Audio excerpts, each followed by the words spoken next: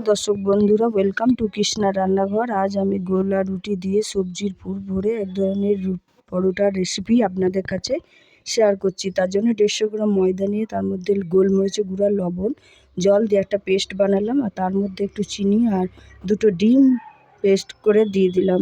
এবার কিছুক্ষণ রেস্টে রাখবো। আর এদিকে যেহেতু বাচ্চারা একটু সবজি খেতে চায় না, তাই বাঁধাকপি, ক্যাপসিকাম, একটু আদা কুচি, বিনস, গাজর, পেঁয়াজ আর রসুন কুচি করেছিলাম। এবং কড়াইয়ের মধ্যে আমি সব মশলা দিলাম, তার মধ্যে জিরে গুঁড়ো, ধনে গুঁড়ো, হলুদ সবই দিলাম, দিয়ে একটা পেস্ট তৈরি করলাম। এদিকে গোলাটা দিয়ে একটা রুটি তৈরি করলাম। এই রুটিটার মধ্যে আমি এই সবজিগুলো দিয়ে দিলাম। এবার সবজিটা দিয়ে আমি আস্তে আস্তে এটাকে ফোল্ড করব আর ময়দার জল একটু লাগিয়ে নেব, দিয়ে তারপর আস্তে আস্তে আমি এই তাওয়াতে ছেড়ে দেবো। অল্প তেলে এটাকে এপিট ওপিট করে ভেজে নেব। বাচ্চাদের জন্য এটা খুবই হেলদি টিফিন। আমার বাচ্চা যেহেতু অনেক দেরিতে বাড়ি ফেরে, তাই আমাকে এরকম হেলদি টিফিন দিতেই হয়। আপনারাও একবার করে দেখতে পারেন আপনাদের